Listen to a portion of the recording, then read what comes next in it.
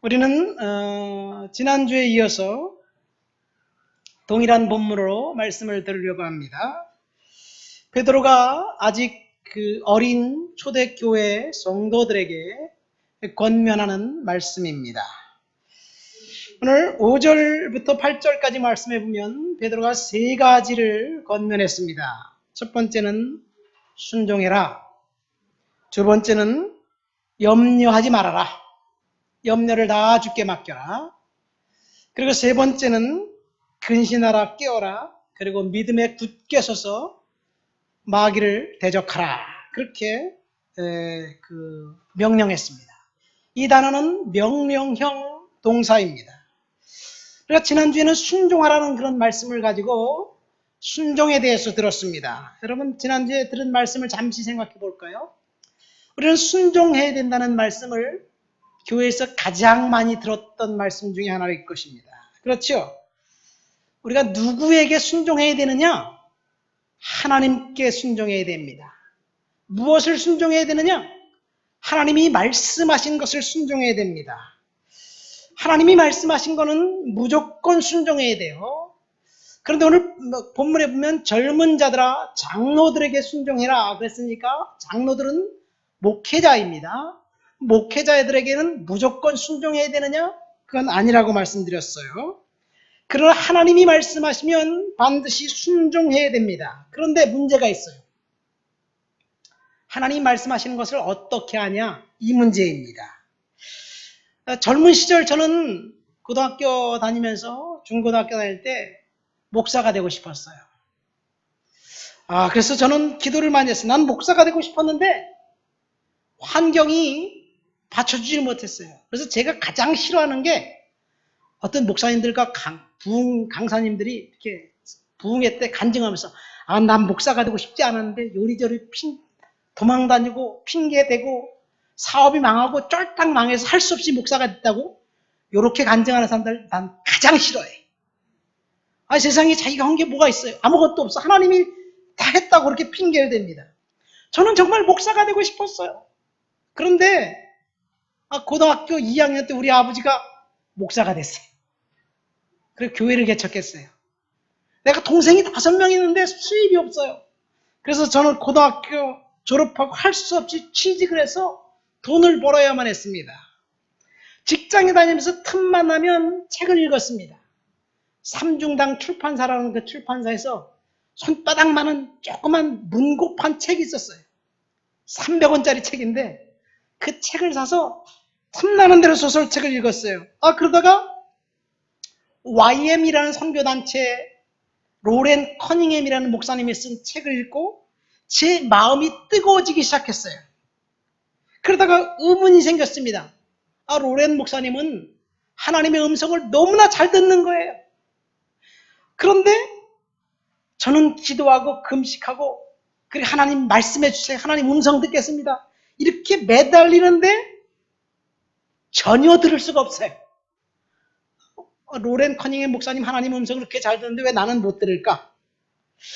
그래서 그분이 쓴 책을 몽땅 다 사서 이제 섭렵하면서 읽었습니다. 하나도 빠짐없이 다 사서 읽었습니다. 그런데 지금 생각해보면 제가 하나님의 음성 듣기를 간구했던 것은 하나님이 나에게 무엇을 주실까라는 그거에만 관심을 갖고 있었어요. 그 이유는 제가 읽은 책 때문에 그렇습니다. 무엇인가 받았다는 이야기만 나와 있는 거예요. 돈 한 푼이 없는데 하나님이 선교를 가라고 해서 이제 웨이팅 리스트에 비행기 티켓을 끊어놓고 무작정 공항에 가서 기다리고 있는데 저쪽에서 어떤 사람이 헐레벌떡 달려와서 손에 몇백 불 쥐어주고 쏜살같이 사라졌다. 그래서 하나님 앞에서 열심히 선교하고 돌아왔다. 이런 종류의 간증만 있어요. 그런데 저는 그런 일이 한 번도 없었습니다. 그러니까 항상 저는 받지 못했어요. 절대로 없었습니다. 그리고 시간이 지났습니다. 제가 27살 되던 해 하나님께서 저에게 은혜를 주셨고 환경을 허락해 주셔서 신학대학에 갈 수 있게 되었어요. 그리고 4년 후 31살 때 되었을 때 꿈처럼 유학을 떠났습니다. 그런데 회상해 보니까 어느 순간인가 제가 하나님의 음성을 듣고 있다는 얘기예요.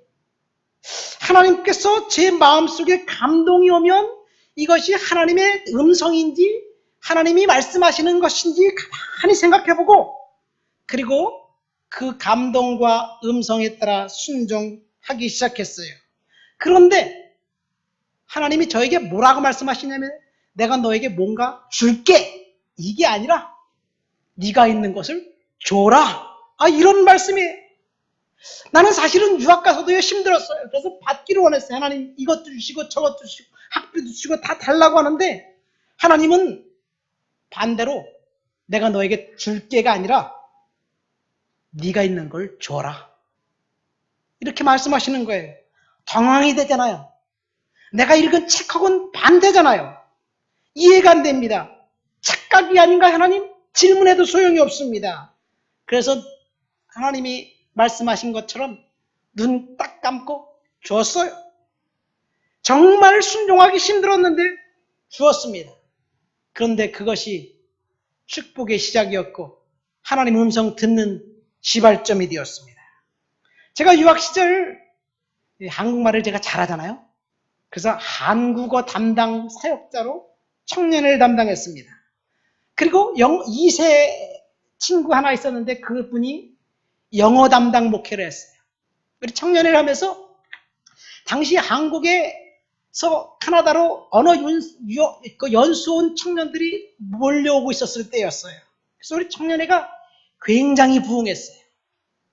그래서 토요일 날이면 청년회 예배를 인도하면서 12시간, 1시간 끝나면 다 집집마다 데려다주고 그리고 그 다음날 주일 예배 참석하고 주일 오후 2시에 또 청년 예배를 같이 드렸습니다. 그런데 언어 연수 왔던 대학생들에게 제가 야 너희들 여기 영어 공부하러 왔지? 그러니까 무조건 영어 예배 참석해라. 그리고 주일날 11시 한국인 예배가 드리는 시간에 2세들을 위해서 따로 영어 예배를 드리는데 그 영어 예배 전도사님한테 우리 청년들을 다 보내는 거예요.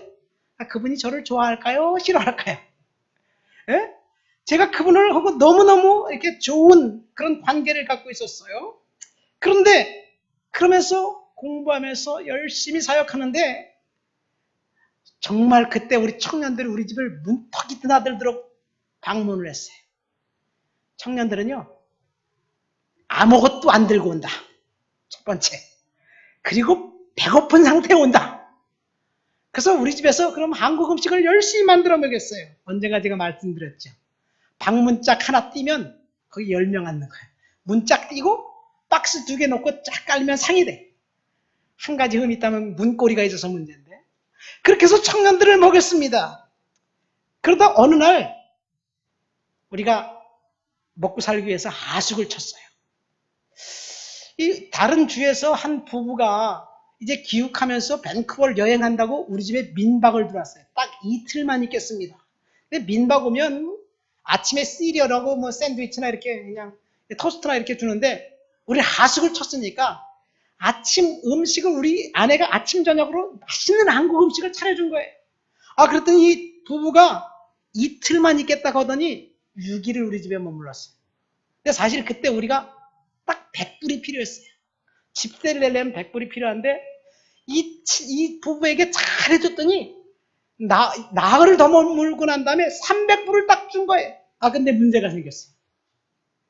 200불이 남아있어가지고 곧 200불을 다음 달 월세 내려고 그러는데 기도했던 하나님이 갑자기 뜬금없이 너 영어 담당 그 전도사에게 200불을 줘라.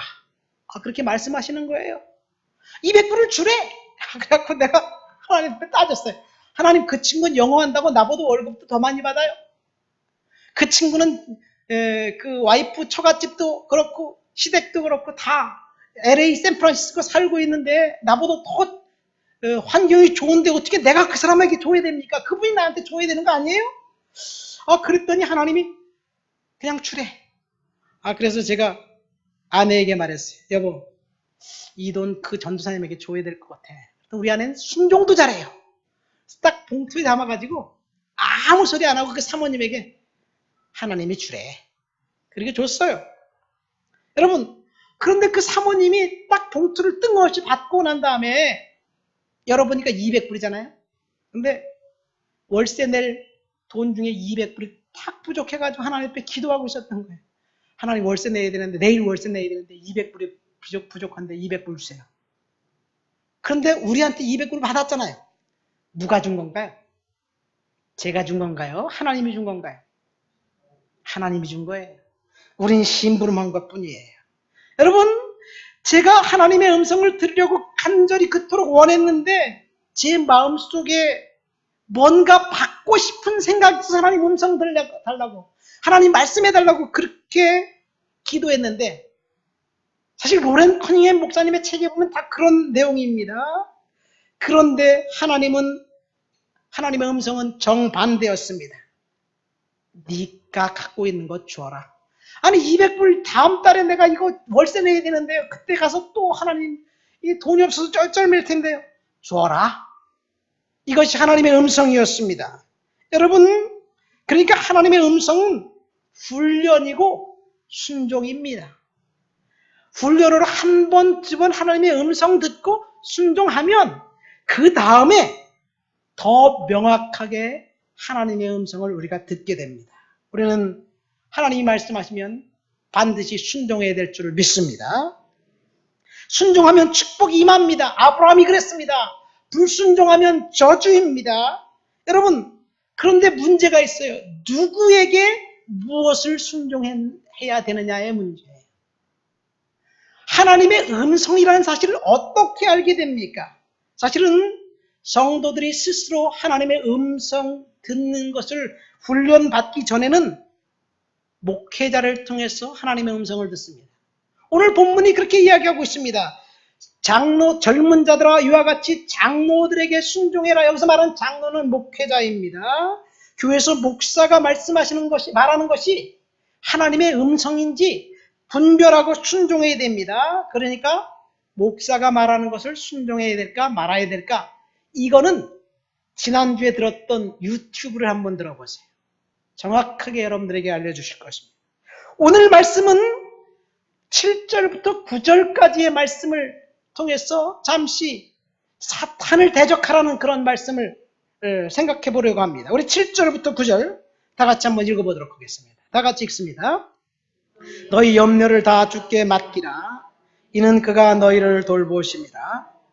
근신하라 깨어라. 너희 대적 마귀가 우는 사자같이 두루다니며 삼킬 자를 찾나니 너희는 믿음을 굳건하게 하여 그를 대적하라.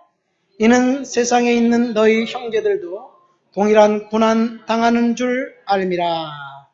여기 보면 먼저 염려하지 말라고 이야기하고 있습니다. 근심과 걱정하지 말라고 이야기하면서 마귀를 대적하라 그런 이야기예요.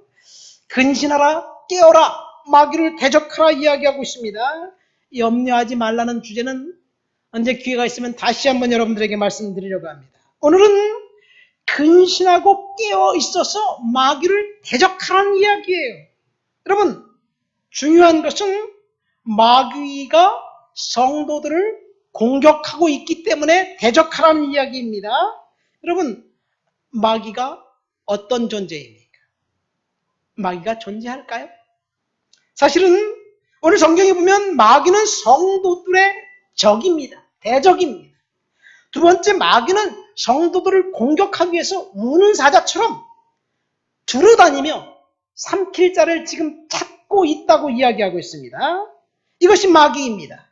그러니까 마귀는 지금도 여러분들을 공격하려고 틈만 나면 이제 틈을 비집고 들어가려고 합니다. 세 번째, 성도들은 믿음에 굳건하게 서서 마귀의 공격을 대적해야 된다는 것. 이것이 오늘 설교의 핵심입니다. 저와 여러분들에게 지금 하나님이 마귀를 대적하고 하기 위해서 깨어 있으라고 말씀하시고 계신 거예요. 이유는 원수가 공격하고 있기 때문에. 눈을 부릅뜨고 깨어 있어서 원수가 공격해 올 때 그때 정확하게 막아서 대적하라는 이야기가 본문의 핵심입니다. 사실 마귀는 두루 다니며 삼킬 자를 찾고 있다고 하는데 욥기가 그랬어요. 욥이 그랬어요. 욥이 여기저기 돌아다녔던 사탄에 의해서 공격을 당했습니다. 하나님이 욥을 두둔했지만 결국 욥은 만신창이가 되도록 이제 그 가정이 쑥대밭되고 집이 무너졌고 그 다음에 자기 몸에 악창이 나서 발끝부터 정수리까지 악창이 나서 고난당합니다. 그리고 욥은 욥기 2장 7절 욥을 한 번 더 공격하고 난 다음에 사라져버렸어요. 욥기 2장 8절부터 끝까지 욥은 사탄은 한 번도 등장하지 않습니다. 이것이 마귀입니다. 우리는 마귀의 존재를 우선 알아야지 대적해서 이길 수가 있습니다. 여러분 가만히 생각해 보세요. 사탄, 마귀 어떤 존재인가요? 우리 한국 사람들은요. 마귀 하면 뿔 달린 앙증맞은 도깨비라고 생각합니다. 그런데요. 너무나 어리석은 도깨비라서 누구나 속일 수 있다고 생각합니다. 개암나무와 도깨비라는 전래 동화가 있지 않습니까? 어떤 한 청년이 나무를 하러 산에 갔는데 개암나무에서 열매가 또르르 굴러 떨어지는 거예요. 개암나무 열매를 줍다 보니까 줍고 또 줍고 주우면서 요거 주워서 우리 부모님 갖다 드려야지. 어머니 갖다 드려야지. 개암을 줍다가 개암 따라가다 보니까 어느덧 작은 오두막집 앞에 다다랐습니다. 떨어진 개암을 줍고서 부모님에게 효도할 생각에 그냥 정신없이 가다 보니까 오두막집이 있는데 빈집이에요. 아무도 없어요. 그런데 너무 피곤해서 지게를 벗고 거기서 앉아있다가만 잠이 들어버렸습니다. 그런데 시끄러운 소리가 들렸어요. 보니까 도깨비들이 방망이를 두들기면서 산의 진미 음식을 차려놓고 맛있는 음식을 먹는 거예요. 근데 그 나무꾼이 배가 고팠잖아요. 그래서 개암을 한번 딱 깨물었는데 딱 소리가 나니까 그 소리를 얼마나 크게 도깨비가 들었던지 그냥 도망가 버린 거예요. 그래서 그 청년이 도깨비 방망이를 들고 집에 와서 부모님과 함께 잘 먹고 잘 살았다는 얘기예요. 황당하죠? 근데 그 옆에 욕심꾸러기 청년이 그 얘기를 듣더니 도깨비 집에 찾아가서 도깨비 방망이를 얻기는커녕 오히려 혼났다. 이런 얘기예요. 여러분, 우리는 도깨비 이야기를 통해서 귀신은 마귀는 너무나 어리석어서 누구나 속일 수 있는 존재라고 생각합니다. 마귀는 그런 존재가 아니에요.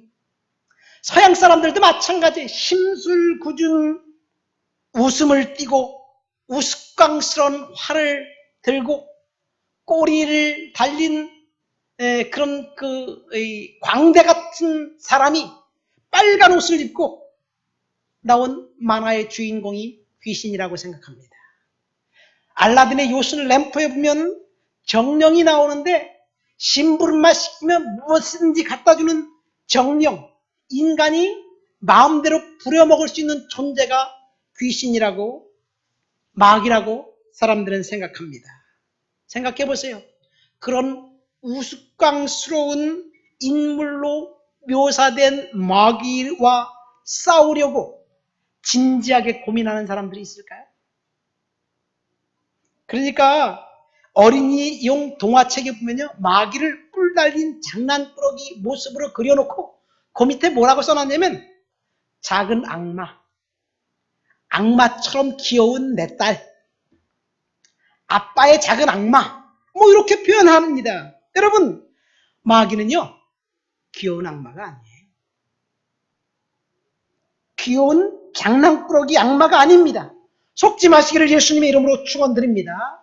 마귀는 어느 날 갑자기 나타나서 저와 여러분들의 인생을 파멸로 몰아넣을 무시무시한 영적인 존재입니다. 문제는 우리 그리스도인들도 마귀를 이처럼 귀엽고 익살스러운 존재라고 생각하고 그래서 언제든지 속일 수 있는 존재라고 생각하는 것이 문제입니다. 어떤 사람은요, 아예 마귀는 존재하지 않는다. 귀신이 어디 있느냐? 허구이고 상상이다라고 생각합니다. 마귀가 있다면 그 마귀는 나쁜 세력이다. 악한 영향력 정도로 생각합니다. 여러분들도 그렇게 생각하나요? 마귀는 오늘 본문 보세요.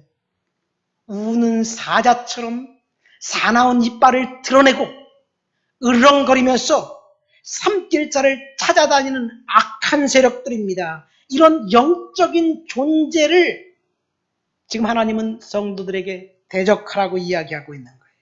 우리는 먼저 사탄의 존재를 알아야지 그 존재를 대적해서 이길 수가 있습니다. 첫 번째, 사탄은 누구나 속일 수 있는 우스꽝스러운 존재가 아닙니다. 그렇다고 박쥐의 날개를 달고 날아다니는 존재도 아닙니다. 사람들은 그렇게 생각해요. 천사는 새의 날개를 달고 있고 마귀는 박쥐의 날개를 달고 있다. 뭐 이렇게 생각합니다. 여러분, 천사 한번 생각해 볼까요? 여러분들 머릿속에 떠오르는 천사는 어떤가요? 날개 달고 있는 어린아이. 요거는 중세시대 천사예요. 19세기 너머에서는 예술가들이 여리고 가냘프고 앳된 위로의 천사로 여성이 등장합니다. 그러니까 천사는 너무너무 힘이 없고 연약해서 사람이 도와줘야 될 존재라고 생각합니다. 이거는 성경에 나와 있는 천사의 모습이 아니에요. 성경에는 천사가 나오면 반드시 두려워하지 말아라. 그런 말씀과 함께 나옵니다. 그러니까 천사가 등장하면 두려움이 엄습했다는 얘기예요. 이사야 선지자에게 천사가 나타났을 때 두려워하지 말라고 말씀하셨습니다. 마리아가 성령을 통해서 천사를 방문을 받았는데 천사가 처음에 가브리엘이 마리아에게 뭐라고 말합니까? 두려워하지 말아라. 내가 임신했는데 성령으로 임신한 것이다. 그렇게 말합니다. 그러니까 천사의 방문은 두려움을 동반했습니다. 뜬금없이 마귀 얘기하다가 왜 목사님이 천사 얘기하느냐? 마귀나 천사가 동일한 본질과 동일한 존재이기 때문에 그렇습니다. 동일한 영적인 능력을 갖고 있는 영적인 존재들입니다. 마귀는 놀랄 정도로 우수한 지성을 지닌 피조물로서 무한한 자질을 갖고 있습니다. 능력이 있는 영입니다. 구약 성경의 사탄은 원래 모든 천사들 중에서 가장 고상하고 위대하고 힘이 있었고 지혜가 있는 존재였습니다. 그래서 에스겔 선지자는 마귀를 이렇게 묘사하고 있습니다. 너는 완전한 인이었고 지혜가 충족하여 온전히 아름다웠도다.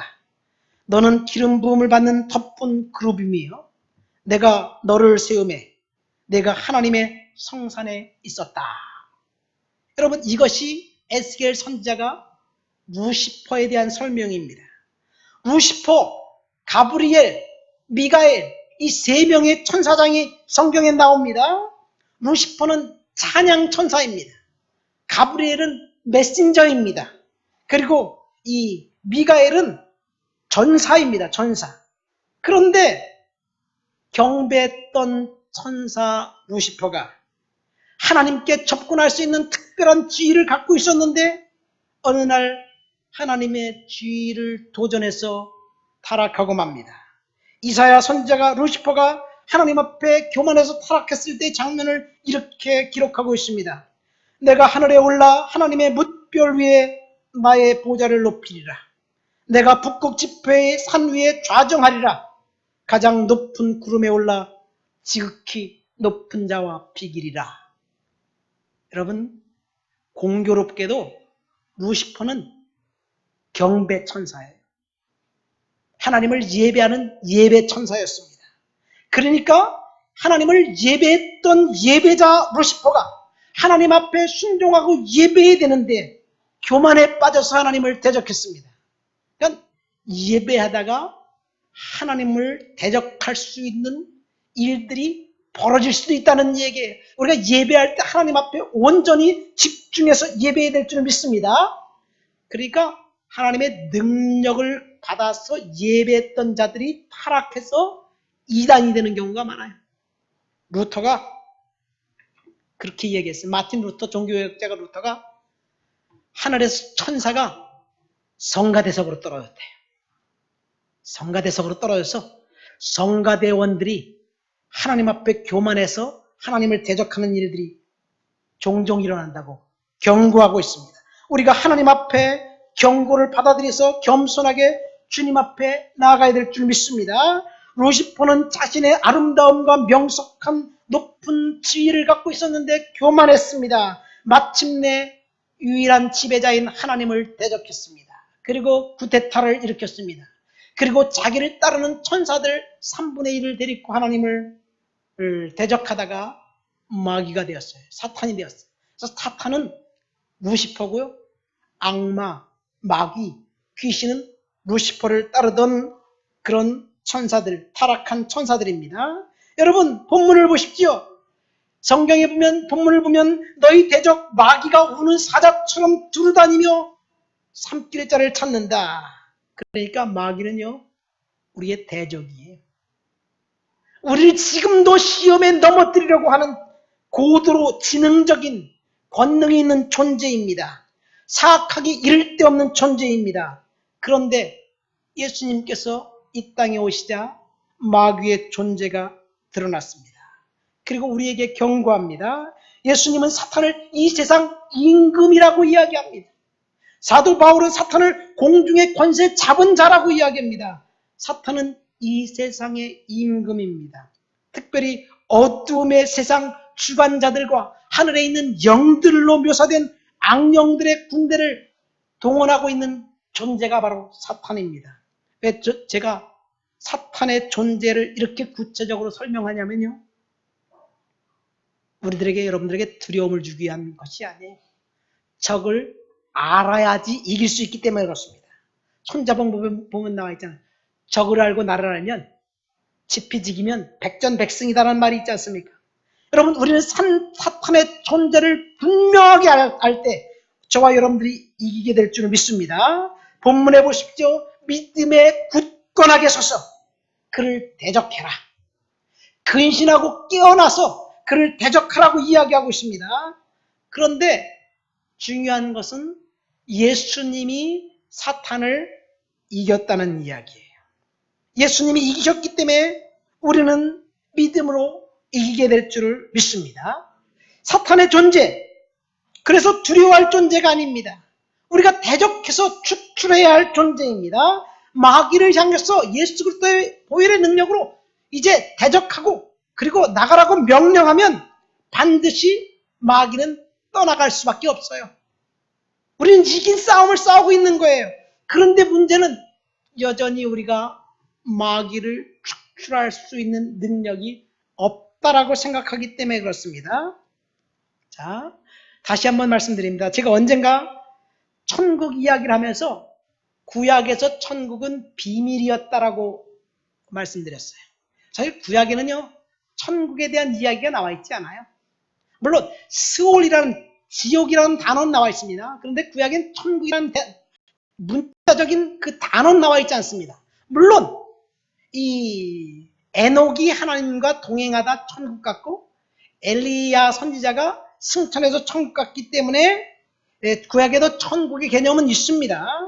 그러나 구약에는 천국은 비밀입니다. 다소 뜬금없는 이야기이지만 사탄의 존재와 연관되어 있기 때문에 그래요. 그러니까 구약에는요, 천국의 존재가 비밀이었고요, 감춰져 있었고요. 두 번째, 사탄의 실체조차도 비밀로 감춰져 있었습니다. 물론 아담과 이브를 공격했던 뱀, 욥에게 고난을 준 사탄, 다니엘의 기도를 방해했던 바사국 군주들, 이 마귀들입니다. 귀신들입니다. 구약의 성도들을 공격했습니다. 그러나 구약의 성도들은요, 사탄의 존재를 몰랐기 때문에 일방적으로 당했어요. 아담과 이브가 그를 유혹했던 뱀이 사탄이라는 사실을 알았다면 아마 속지 않았을 거예요. 그런데 뱀으로 위장해서 사탄이 아담과 이브를 공격했습니다. 욥이 사탄의 존재를 몰랐기 때문에 공격을 당했습니다. 그리고 구약 시대에는 사탄이 세상을 지배하고 이미 세상은 사탄의 왕국이 되었어요. 세상의 왕은 사탄입니다. 그런데 예수님이 이 땅에 오시자 천국의 비밀이 풀어졌고 그리고 사탄의 그 존재가 이제 밝혀졌습니다. 그래서 예수님께서 이 땅에 오셔서 가장 처음에 전파하신 메시지가 때가 찼고 하나님의 나라가 가까웠으니 회개하고 복음을 믿으라. 그렇게 말씀하셨어요. 때가 찼고라는 말은 마귀가 이제 결박될 때가 되었다는 이야기입니다. 그 자리, 마귀가 결박되면 그 자리에 하나님의 나라가 임합니다. 마귀를 결박하지 않으면 하나님의 나라는 임할 수가 없어요. 그래서 예수님이 처음으로 하신 말씀은 마귀를 결박하고 하나님의 나라를 오픈한 거예요. 그러니까 예수님이 이 땅에 오시니까 마귀가 스스로 자기의 존재가 드러날 수밖에 없었던 거예요. 그래서 예수님이 이 땅에 오셔서 귀신들을 내쫓습니다. 마귀의 권세를 결박합니다. 그 다음에 마태복음 12장과 마가복음 3장에 보면요, 예수님이 귀신을 내쫓으자 바리새인들이 이렇게 얘기해요. 저가 귀신의 왕 바알세부를 힘입어 귀신을 촉출했다. 그런 얘기를 합니다. 그때 예수님이 분쟁하는 나라마다 서지 못할 것이다. 이렇게 이야기하면서 그 말 끝에 뭐라고 얘기하냐면 내가 성령으로 힘입어 귀신을 축출한 그곳에 하나님의 나라가 임했다라고 이야기합니다. 그러니까 예수님이 귀신을 축출하고 거기에 하나님의 나라가 임했다고 이야기합니다. 이것을 볼 때 귀신의 권세가 축출되면 그 자리에 하나님의 나라가 임합니다. 그러니까 예수님이 이 땅에 오시고 난 다음에 마귀가 자기의 신분이 노출될 것을 꺼려해서 예수님이 출생하는 그 순간부터 예수님을 죽이려고 합니다. 헤롯을 통해서 예수님을 출생한 그 어린아이를 죽이려고 했고요. 그 다음에 예수님이 공생이 시작하면서 시험을 통해서 예수님을 유혹했고요. 그 다음에 끝내는 십자가에 예수님을 죽이기까지 했는데 십자가에 죽인 그 사건은 결국 사탄의 머리가 깨지는 사건이 되었습니다. 마지막 심판 때 영원히 꺼지지 않는 형벌 가운데 사탄은 무적용 속에 들어가게 될 것입니다. 그렇다면 사탄의 음모는 명확합니다. 자기가 갖고 있었던 이 지상 왕권을 빼앗기지 않으려고 사람들을 유혹하면서 질병과 저주를 통해서 하나님을 대적하게 만드는 것이에요. 예수님의 사역을 통해서 사탄이 결박됐습니다. 제가 딱 한 구절만 읽어드릴게요. 마가복음 1장 34절 말씀을 보면요. 마가복음은 1장 시작하면서 예수님이 사탄의 권세를 이제 그 마귀의 권세를 부수는 그런 역할을 합니다. 마가복음 1장 34절에 예수님께서 이렇게 말씀하셨습니다. 예수께서 각종 병이 든 많은 사람을 고치시며 많은 귀신을 내쫓으시되 귀신이 자기를 알므로 그 말하는 것을 허락지 아니하셨다. 그러니까 예수님이 나타나면 귀신은 자기의 신분을 드러내는 거예요. 그러니까 귀신의 정체가 예수님 때문에 드러나는 겁니다. 그러니까 예수님께서 성육신하자 영적인 질서 세계는 달라졌습니다. 공중권세 잡은 그 사탄은 드디어 축출되기 시작합니다. 마지막 심판 때 완전히 축출될 것입니다. 그래서 신약 시대의 일은 사탄의 권세를 축출하는 일이에요.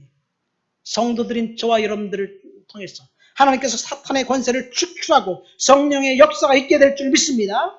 우리가 할 일은 딱 한 가지, 믿음으로 귀신을 결박하고 축출하는 거예요. 예수의 보혈의 권능이 있는 곳에 반드시 사탄은 도망가게 될 줄 믿습니다. 우리는 그 사실을 알고 명령만 하면 되는 거예요. 사탄아, 떠나가라. 귀신아, 떠나가라. 그런데 알지 못했음.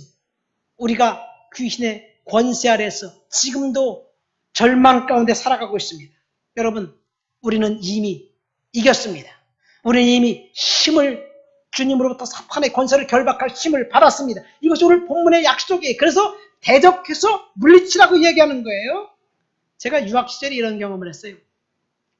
유학한 지 한 2달 정도 됐을 때, 제 아내가 아직 한국에 있었을 때예요. 근데 대학원에서 공부하면서 학교 기숙사에 있었어요.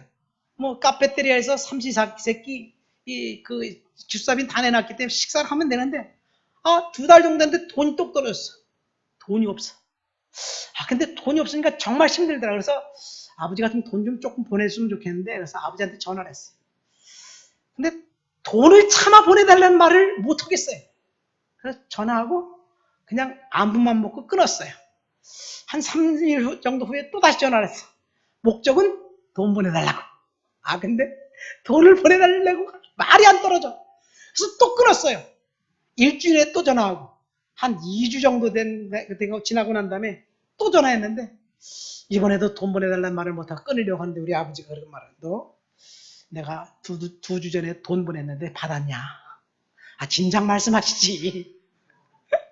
2주 전에 이미 통장에 돈이 들어와 있는데 나는 돈이 없어 쩔쩔매고 있었던 거예요. 여러분 마찬가지입니다.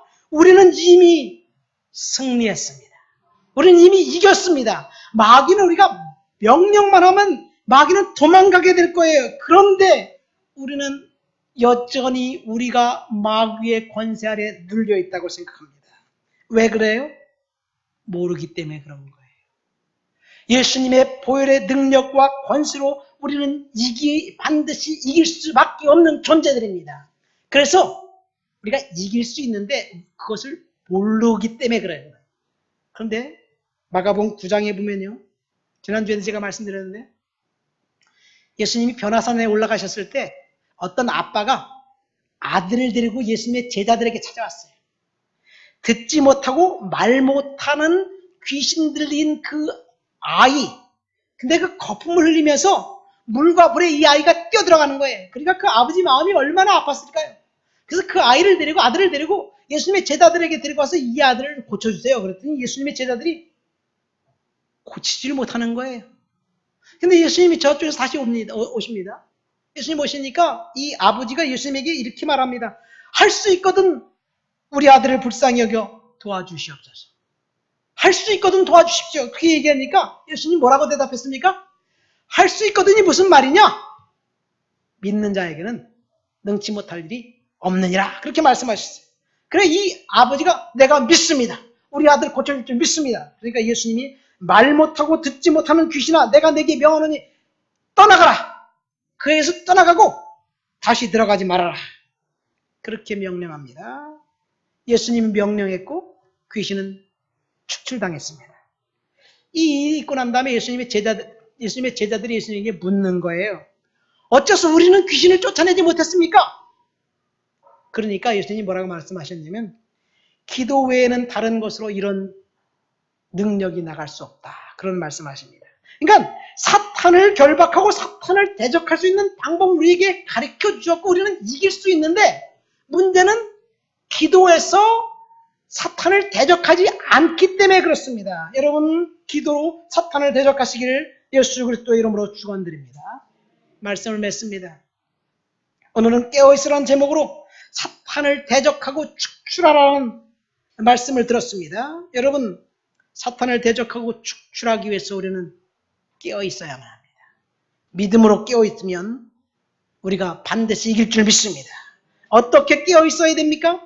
이미 우리는 예수 그리스도의 보혈로 사탄을 권세를 결박할 능력을 받았다는 얘기예요. 믿습니까?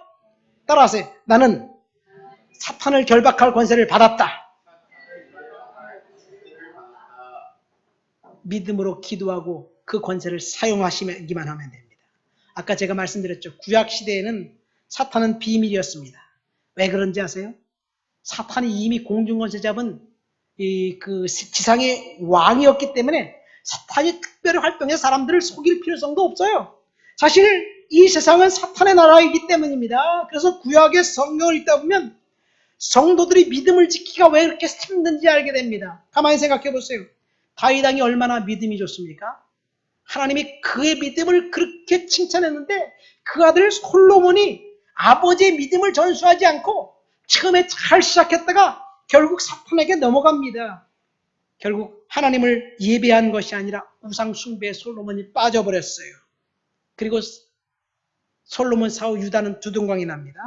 하나님을 섬겼던 제사장들 한번 생각해 보세요. 여러분 제사장들, 구약의 제사장들 중에 여러분 머릿속에 떠오르는 사람 있나요? 이 사람 정말 믿음을 잘 지켰다.